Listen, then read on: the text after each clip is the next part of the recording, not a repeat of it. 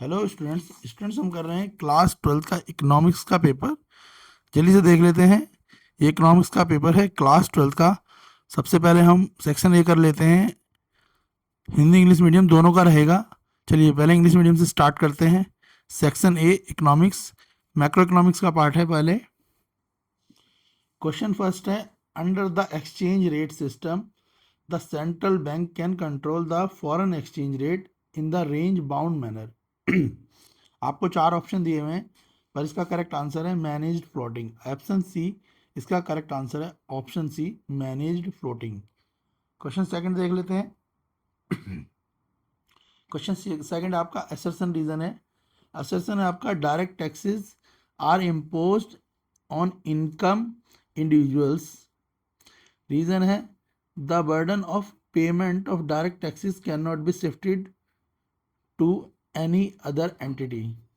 तो जो option question second है उसका ऑप्शन है ऑप्शन ए। इसमें असर्शन और रीजन दोनों ही करेक्ट है और एक्सप्लेनेशन भी करेक्ट है। तो ऑप्शन ए इसका करेक्ट आंसर है क्वेश्चन सेकंड का। क्लियर है। Question third, under the under the Keynesian theory reference line is a straight line passing through the origin drawn at the angle of. तो इसका angle आपको सभी को पता होगा, कौन सा एंगल पे बनाता है ये, 45 डिग्री पे। ऑप्शन सी है इसका आंसर। तो origin drawn at the angle of 45 degree, option C. Question fourth है, स्टेटमेंट है। फर्स्ट स्टेटमेंट है, marginal propensity to consumer refer to consumption per unit of income. Second statement है, as the income increase the proportionate increase in the level of consumption is always more than the increase in the level of income। तो question fourth में जो statement है, both statement first and second दोनों ही false हैं। आपने पढ़ा हुआ है, ये एमपीसी पढ़ा हुआ होगा। और ये दोनों ही स्टेटमेंट क्या है, फॉल्स स्टेटमेंट है। मैं आपको ज़्यादा एक्सप्लेन नहीं कर रहा हूँ, सीधे क्वेश्चन के आंसर बता रहा हूँ, क्योंकि अब तो साल का एंड है तो आपको सब कुछ आता ही होगा। Question fifth, the main objective of measuring the primary deficit is to highlight present. Question fifth का आंसर है आपका option A, physical imbalance. Hindi medium वाले भी फटाफट से देख लें अपने आंसर्स। तो हिंदी मीडियम वाले अपना फर्स्ट क्वेश्चन देखो। हिंदी मीडियम वालों का जो फर्स्ट क्वेश्चन है, फर्स्ट का आंसर है ऑप्शन सी, प्रबंधित तीर्थी। ठीक है, क्वेश्चन नहीं पढ़ रहा हूँ, सीधा आंसर ऑप्शन सी, प्रबंधित तीर्थी। आप खुद पढ़ लेना। क्वेश्चन सेकंड में अभिकथन और कारण दे रखे हैं। अभिकथन कारण आप दोनों पढ़ लें। क्वेश्चन सेकंड, इसका आंसर है ऑप्शन है, इसमें अभिकथन और कारण दोनों सत्य हैं और एक्सप्लेनेशन भी। क्वेश्चन तीसरा, संदर्भ रेखा का क्वेश्चन है, तो इसमें एंगल पूछा है, तो 45 डिग्री का एंगल बनाएगा। ऑप्शन सी करेक्ट आंसर है क्वेश्चन थर्ड का। क्वेश्चन फोर्थ में कथन फर्स्ट और सेकंड दिए हैं, कथन आप पढ़ लें। और फर्स्ट और सेकंड दोनों ही गलत हैं, ऑप्शन डी इसका आंसर है, असत्य हैं दोनों। क्वेश्चन फिफ्थ है आपका, और क्वेश्चन फिफ्थ का जो आंसर है वह है आपका ऑप्शन ए, वित्तीय असंतुलन। ठीक है, हिंदी मीडियम वाले क्वेश्चन पढ़ लें, मैंने आंसर आपको बता दिए हैं, ऑप्शन ए। चलिए इंग्लिश मीडियम वाले देख लेते हैं। क्वेश्चन सिक्स, स्टेटमेंट दे रखी है आपको फर्स्ट और सेकंड। फर्स्ट स्टेटमेंट है, import of heavy machinery from Japan is the source of demand for foreign exchange। Statement two है, financial aid by international bank for reconstruction and development for landslide is in is a source of supply of foreign exchange। तो question six में statement first और second दोनों statement दे रखे हैं, जिसमें statement first and second दोनों ही ट्रू हैं। ऑप्शन सी करेक्ट आंसर है इसका, स्टेटमेंट फर्स्ट और सेकंड दोनों ट्रू है। स्टेटमेंट आपने पढ़ ली है, समझ आ गई होंगे, ऑप्शन सी करेक्ट आंसर है। Question seventh, in a two sector economy the aggregate demand can be determined by adding dash and dash. Question seven, तो क्वेश्चन सेवन का आंसर है ऑप्शन ए, कंजप्शन और एंड इन्वेस्टमेंट। किसके द्वारा हम determine करते हैं, ऐड करके, कंजप्शन और investment. Option A correct answer है क्वेश्चन सेवन का। क्वेश्चन एट, आपको दो स्टेटमेंट दे रखी हैं। स्टेटमेंट फर्स्ट है, government may reduce the repo rate to control the deflationary gap prevailing in the economy. Statement 2 है government may reduce the deflationary gap by selling of government security in the open market. तो question 8 में जो है statement first और second दोनों ही गलत हैं, तो ऑप्शन डी इसका करेक्ट आंसर है, both statement first and second wrong. Question number 9, to arrive at the value of gross value added at a factor cost dash must be dash to from gross value added at market price। Correct option choose करना है। Question number 9 इसका answer है option D net indirect tax and subtracted. पहले आएगा net indirect tax और must be subtracted हो जाएगा from gross value से, आपको पता ही है, फॉर्मूला भी लगा देते हैं। ऑप्शन डी इसका आंसर है। हिंदी मीडियम वाले फटाफट से देख लो। क्वेश्चन 6 का आंसर है ऑप्शन सी, एक और दो दोनों सत्य हैं। क्वेश्चन 6 का आंसर है ऑप्शन सी। क्वेश्चन सेवंथ का आंसर आपका ऑप्शन है उपभोग और निवेश। क्वेश्चन 8 का आंसर है ऑप्शन डी, पहला और दूसरा दोनों सत्य हैं। क्वेश्चन 9 का आंसर है ऑप्शन डी, निवल अप्रत्यक्ष कर घाटा। इसके बाद क्वेश्चन 10 देख लो हिंदी मीडियम वाले। क्वेश्चन 10 का आंसर भी ऑप्शन डी है। क्लियर है। Section B, identify which of the following does not indicate the similarity in the policy of India and Pakistan in the post 1947 period. तो क्वेश्चन 18 है, इसका आंसर है option A dual price policy. Clear है, इसका answer होगा dual price policy, आपने पढ़ा ही होगा। नेक्स्ट है क्वेश्चन नंबर 19। अभी हम पहले एमसीक्यू कर रहे हैं, फिर बड़े क्वेश्चंस करेंगे, ठीक है। Class 12 economics, first of all हम क्या कर रहे हैं, एमसीक्यू कर रहे हैं, हिंदी मीडियम इंग्लिश मीडियम दोनों को ही करा देंगे। उसके बाद आपके आंसर जो है लॉन्ग क्वेश्चन, उनके आंसर भी आपको दिखा दिए जाएंगे। क्लियर है, क्लास 12 इकोनॉमिक्स का पेपर है ये, board exam 2026। Question 19, identify which of the following statement is incorrect about the rural banking system in India. 4 statement दी हुई है आपको, तो आप स्टेटमेंट पढ़ लें। क्लियर है, और बोला इनमें से कौन सी स्टेटमेंट रॉन्ग है, तो मैं आपको सीधे आंसर बता रहा हूँ ताकि टाइम बचे। तो ऑप्शन डी इसका गलत है, rural banking system in India works under the guidance instruction and supervision of the state bank of India. तो ऑप्शन डी जो इसका गलत है, ठीक है। क्लियर है, ये इनकरेक्ट है about the rural banking system में। बाकी ए बी सी तीनों जो है रूरल बैंकिंग सिस्टम को क्या करती हैं, फॉलो करती हैं, सपोर्ट करती हैं। क्लियर है। क्वेश्चन नंबर 20,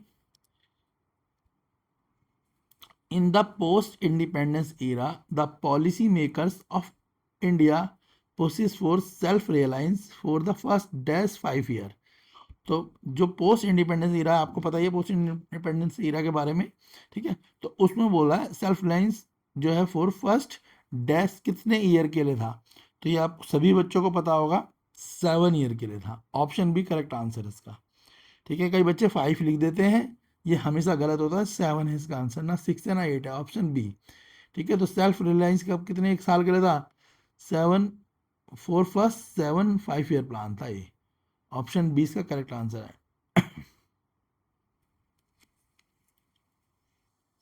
क्लियर हो गया, तो इसका आंसर ऑप्शन बी है, ठीक है। नेक्स्ट देख लो question 21, production of diverse variety of crops rather than one specialised crop is known as diversification of. तो किसकी डाइवर्सिफिकेशन हुई उस टाइम पे, तो उस टाइम पे जो डाइवर्सिफिकेशन हुई थी वो क्रॉप्स की हुई थी, तो known as diversification of crops. Option एक करेक्ट आंसर है, क्वेश्चन 21 ऑप्शन एक करेक्ट आंसर है। Question 22, identify which of the following statement is incorrect about the function of environment. तो इसका आंसर है ऑप्शन डी, ठीक है। करेक्ट आंसर क्या है इसका, ऑप्शन डी, ठीक है। Deteriorates quality of life, option D इसका आंसर है। नेक्स्ट है क्वेश्चन 23, स्टेटमेंट है, फर्स्ट स्टेटमेंट है Food Corporation of India maintain buffer stock wheat and rice as a measure of improved market mechanism। Statement जो 2 है वह मिनिमम सपोर्ट प्राइस यानी MSP is impose by the government to safeguard the interest of farmer. तो दोनों statement है question 23 में, और जो दोनों ही स्टेटमेंट है फर्स्ट और सेकंड दोनों ही ट्रू हैं। स्टेटमेंट स्टेटमेंट फर्स्ट भी ट्रू है, स्टेटमेंट सेकंड भी ट्रू है। ये मेंटेन करने के लिए बफर स्टोर, एमएसपी किसके लिए है, जो फार्मर है उनका इंटरेस्ट बना रहे एग्रीकल्चर में। तो दोनों स्टेटमेंट ट्रू है, तो ऑप्शन सी करेक्ट आंसर इसका, फर्स्ट और second statement true. Question 24, suppose an economy is experiencing a situation of rise in a real gross domestic product GDP, ठीक है, without any corresponding rise in the employment opportunity in economy, such a situation is termed as dash growth। तो question 24 इसका answer है आपका option D, jobless. ठीक है, तो ये इकोनॉमी की किस सिचुएशन पे आती है, जब जॉबलेस लोगों की ग्रोथ। ठीक है, तो यहाँ पे इसका आंसर ऑप्शन डी होगा, जॉबलेस। क्लियर है। नेक्स्ट क्वेश्चन देख लेते हैं 25। पहले इंग्लिश मीडियम वाले करें, हिंदी मीडियम वालों को भी बता देंगे। 25 असर्सन और रीजन दे रखा है। जो आपका असर्सन है वो है excessive regulation of permit licence raj preventing certain private firm from becoming more efficient. Reason है private sector waste a significant time in obtaining licence rather than enhancing product quality and international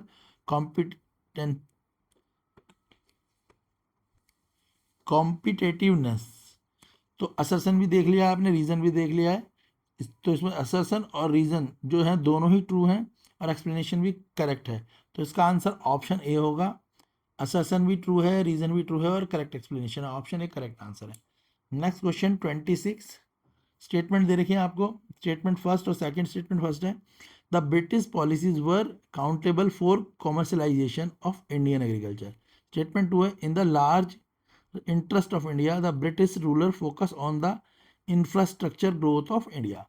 तो question 26 है, तो दोनों ही statement क्या है इसमें, statement first true होगी और स्टेटमेंट सेकंड जो होगी इसमें फॉल्स होगी। स्टेटमेंट फर्स्ट ट्रू है, स्टेटमेंट सेकंड जो है वो फॉल्स है, इसलिए ऑप्शन ए इसका करेक्ट आंसर है। Statement first is true, statement second is false, तो ऑप्शन ए इसका करेक्ट आंसर है। अब फटाफट से हिंदी मीडियम वाले भी अपने आंसर टिक कर लें। मैं हिंदी मीडियम वालों को सिर्फ आंसर टिक करा देता हूँ, आप देख लें फटाफट से।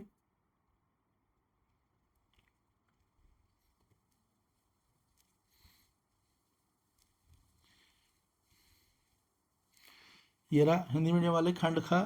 ठीक है, क्वेश्चन 18 का आंसर है आपका ऑप्शन ए, दोहरी कीमत निर्धारण नीति। क्वेश्चन 19 19वें का आंसर है आपका option D, option D answer है 19वें का। क्लियर है, स्क्रीनशॉट भी ले सकते हैं आप। क्वेश्चन 20, क्वेश्चन 20वें का आंसर है आपका 7 पंचवर्षीय योजनाएं। ऑप्शन बी 7 पंचवर्षीय, 7 आएगा इसका आंसर।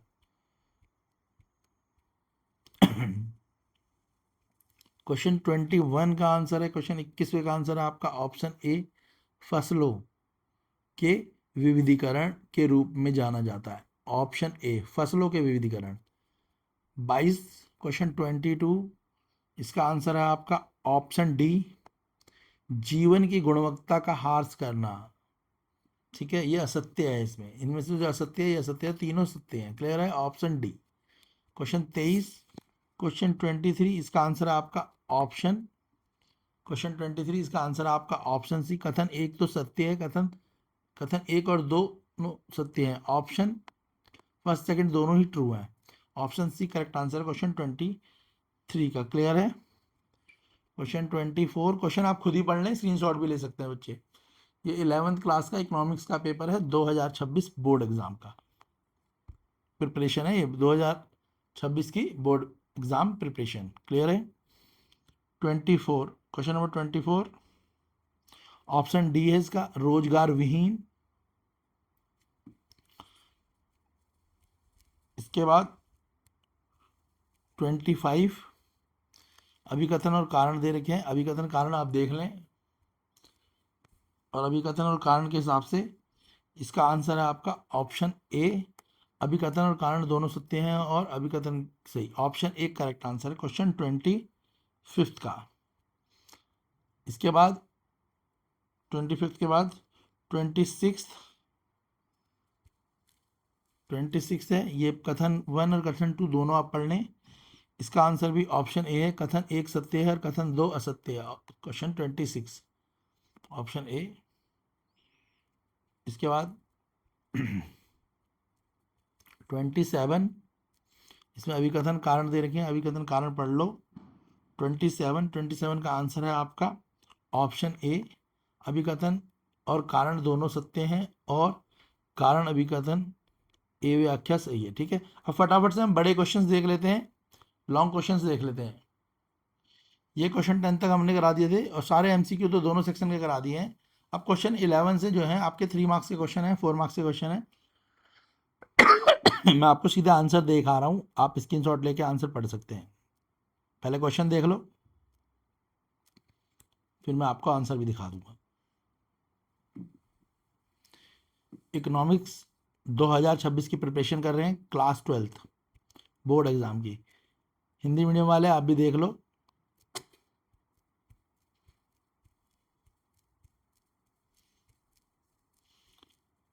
अब हम लॉन्ग क्वेश्चंस हैं सारे 3 और 4 मार्क्स वाले, इनके आंसर आपको दिखा देते हैं। आप आंसर देख लें किस तरीके से आपको पेपर में लिखना है।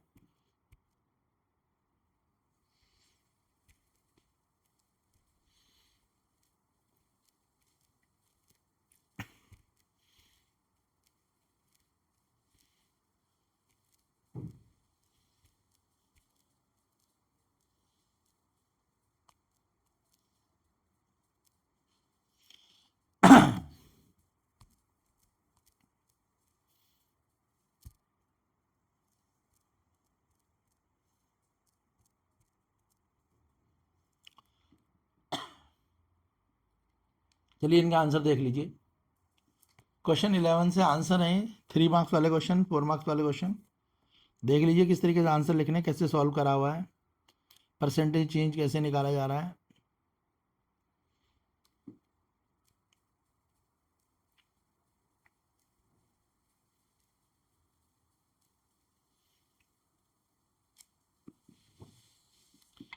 ये सीबीएसई के ऑफिशियल आंसर्स हैं।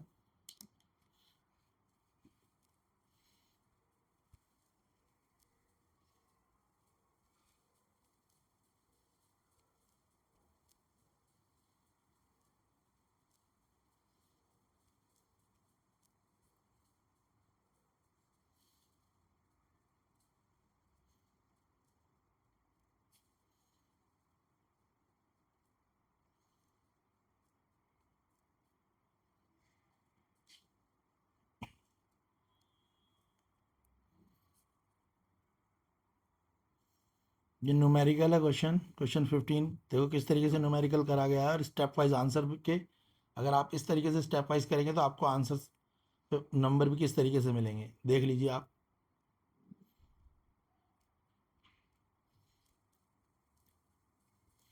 क्वेश्चन 16,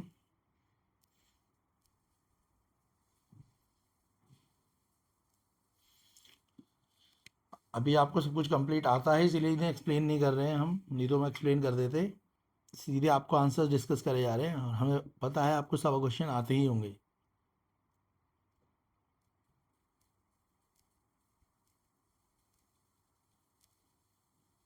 और वाला क्वेश्चन है, 6 मार्क्स का क्वेश्चन है ये।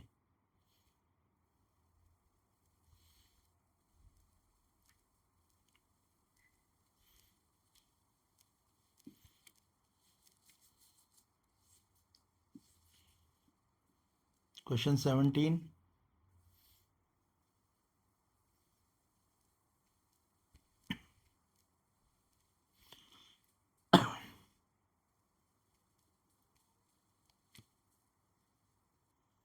इसका लॉन्ग क्वेश्चन है 28 से, क्योंकि 1 मार्क्स वाले तो करा चुके हैं हम दोनों सेक्शन के। अब देख लीजिए सेक्शन बी में से लॉन्ग क्वेश्चन को कैसे करना है।